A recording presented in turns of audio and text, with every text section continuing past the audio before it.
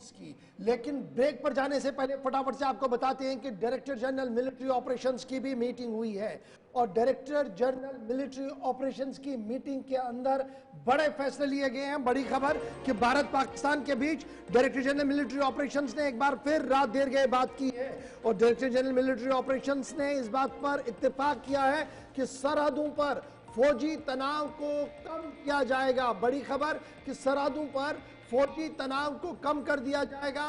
फौजियों की जो अक्सरियत वहां पर है, यानी जिस तरीके की तादाद फौजियों की है, उस तादाद में कमी की जाएगी। बड़ी खबर एक बार आ रही है कि डायरेक्टर जनरल मिलिट्री ऑपरेशंस ने दोनों तरफ ये इस बात को मान लिया कि फॉरवर्ड पोस्ट्स पर, अग्रीम चौकियों पर जो फौजी तैनात हैं उन फौजियों की तादाद में कमी की जाएगी। इस तरीके की खबर सामने आ रही है।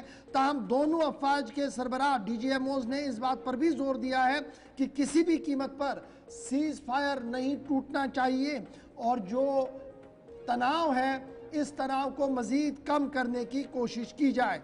लेफ्टिनेंट जनरल राजीव गाय जो भारत की तरफ से रिप्रेजेंट कर रहे थे और पाकिस्तान की तरफ से मेजर जनरल काशिफ अब्दुल्ला थे, जिन्होंने तकरीबन हॉटलाइन पर गुफ्तगू की है और ये बातचीत 15 से 20 मिनट तक रही है, जिस दौरान दोनों अफवाज की तरफ से इस बात पर जोर दिया गया कि किसी भी तरह की कोई आर्टिलरी शेलिंग, कोई फायरिंग और किसी तरीके का कोई भी माहौल या इस तरीके का कोई भी काम नहीं किया जाएगा जिससे सीज फायर दोबारा से टूटे। अब ये सीज फायर कहाँ होगा जी? ये जंगबंदी कहाँ पर होगी? जमीन पर, यानी सरहदों पर।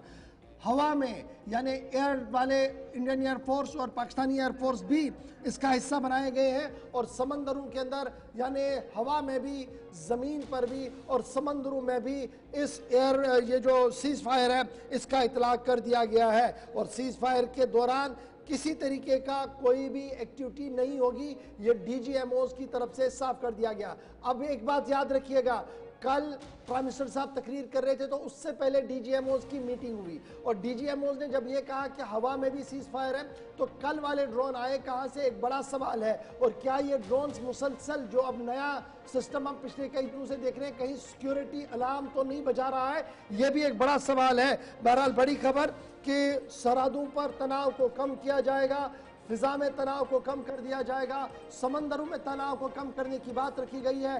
डीजीएमओज के बीच बातचीत हुई है, लेकिन सवाल पॉलिटिकल एक्सपर्ट्स भी उठा रहे हैं, सिक्योरिटी एक्सपर्ट्स भी उठा रहे हैं कि पाकिस्तान एक तरफ से डीजीएमओ लेवल की बातचीत तो कर रहा है, लेकिन हर दिन अगर ड्रोन इसी तरीके से आते रहे, हर दिन भारत उनको गिराता रहा तो ये एक संगीन और बड़ा चैलेंज बनेगा और शायद ये सीज फायर आगे नहीं बढ़ेगा। कुछ मुबस्सिरीन का यह भी मानना है। तो डीजीएमओज ने सरहदों पर फौजी जमाव को कम करने के हवाले से भी अपनी बात रखी है। याद रखिएगा 22 अप्रैल 22 सरन पहलगाम का मामला, जिसके बाद भारत और पाकिस्तान के बीच पुरतनाव हालात हुए, जंग जैसी सूरत हाल हुई, फिजा से जमीन पर मार करने वाले मिसाइल भी चलाए गए और सरहद पार जो सूरत हाल बनी वो किसी से छुपी नहीं है। और इस बीच सरहदी तनाव के बीच पुंछ, रजौरी, मत्सिल, करना, केरन, गुरेज जैसे वो गांव जहां पर इंसानी आबादियां थी आज वैरान पड़े हैं पाकिस्तान की शेलिंग की वजह से। छोटा सा